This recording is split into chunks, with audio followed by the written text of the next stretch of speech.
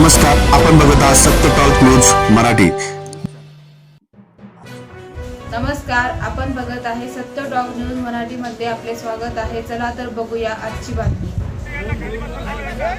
बसवतो भाजपचे असते तर लवकर बसवलं असतं, पण आपलेच कॅमेरावर काम करतात तर त्यांचं पण काम करत आहेत. त्यांचं थोडं सेटिंग होऊ द्या तिथे, म्हणजे कॅमेराचं कॅमेरा सेट करून तुम्ही बसून घ्या प्लीज. आज खरोखर आनंद होतो इथे येऊन.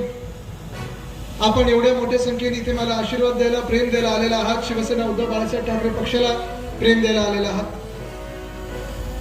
इथे येत असतानाच छत्रपती संभाजीनगर शहरामधून येत असताना गाडीत अनेक फोन कॉल चालू होते, फोनवर लोक बोलत होते आणि देशभरातलं एक वातावरणाचा अंदाज मी घेत होतो. काही पत्रकारांशी बोलत होतो, काही वेगळ्या वेगळ्या ठिकाणच्या अधिकाऱ्यांशी बोलत होतो आणि एकंदर देशभरात आपण हे पाहतोय चित्र की येत्या 4 जूनला जसं आपण इथे गुलाल उधळणार आहोत, इथे साजरा आपला विजय करणार आहोत, तसं देशभरात देखील इंडिया आघाडीचं सरकार येणार हे आता पक्क ठरत आहे. आम्ही जिथे जिथे जात आहोत तिथे एकच प्रयत्न सुरू आहे माझा. हे भाजपवाले काही अफवा पसरवण्याचा प्रयत्न करतात, खोटं बोलत तर आहेतच, पण जे अफवा पसरवण्याचा प्रयत्न करत होते गेले 2-3 महिने आपण पाहत होतो. सुरुवात अब की बार 400 पार इथून झाली होती. बघा मी बोलतो ते सत्य बोलत आहे. देवळातली घंटा पण वाजलेली होती. अब की बार 400 पार इथून सुरू झाली होती. ते 400 पार वरनं मोदी सरकारवर आले, मोदी सरकारवरनं भाजपा सरकारवर आले आणि त्यानंतर बघा मी बोलतो ते परत सत्य. आणि आता एनडीए बद्दल बोलायला लागलेले आहेत. परिस्थिती आता काय कोण खरंच वाजवते तिथून की मी सत्य बोलतो म्हणून वाजतो, पण आता परिस्थिती ही झालेली आहे की 400 काय 300 काय ह्यांचे 250 तरी हे गाठतील का, ही परिस्थिती झालेली आहे. देशभरात तुम्ही बघा, प्रत्येक राज्य मोजा, कारण आता काय प्रचाराचे दिवस सुरू आहेत. मोठे मोठे नेते भाजपचे इथे येऊन राहतील, प्रचाराला येतील, 2-2 दिवस इथे थान बांधून बसतील. मिंदे सरकारमधले खोकेवाले इथे फिरायला लागतील. ज्यांनी त्यावेळी खोके घेतले आणि आता धोके दिले हे लोक तुम्हाला येऊन सांगतील तुमचं मत फुकट घालू नका, आम्हालाच मतदान करा, कारण आता आम्ही 400 पार गेल्यानंतर तुम्ही तरी काय करणार.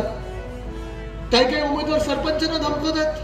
म्हणजे तुम्ही विचार करा, महाशक्ती त्यांची एवढी आहे, त्यांना वाटतंय की आम्ही 400 पार करू, आमचंच सरकार येणार, बहुमताचं सरकार काय दुप्पट तिप्पट मतांनी येणार. पण जाऊन गावागावांमध्ये सरपंचांना धमकवत आहेत की तुम्ही आम्हाला मतदान नाही केलं तर बघूनच घेतो.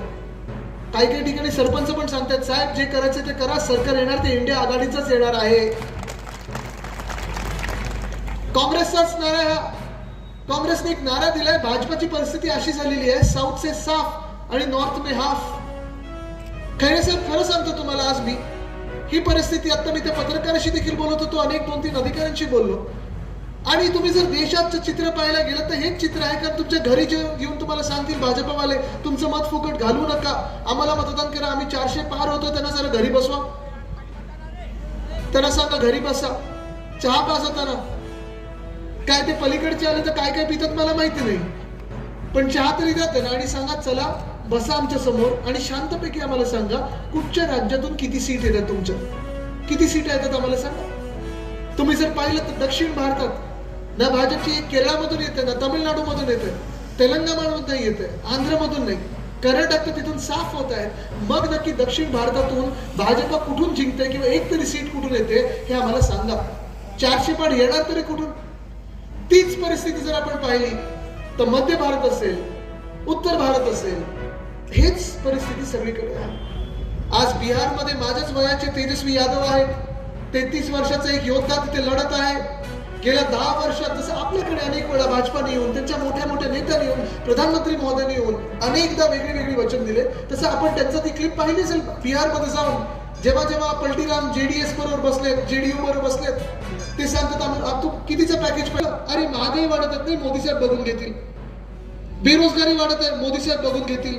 आज जेव्हा भाजपवाले तुमच्या घरोघरी येतात तेव्हा तुम्ही विचारा महागाई वाढत आहे, बेरोजगारी वाढत आहे, तुम्हाला माहिती उत्तर काय देतील, मोदी साहेब बघून घेतील. हे उत्तर नाही त्यांचं. उत्तर एवढंच येईल त्यांचं बघा आम्ही पाकिस्तानवर असं करू, आम्ही इथे असं करू, तिथे तसं करू. त्यांना सांगा पाकिस्तानचे जे 2 तुकडे करायचे होते ते त्यावेळी इंदिराजींनी करून दाखवलेले आहेत. चायना बद्दल बोला, इंडिया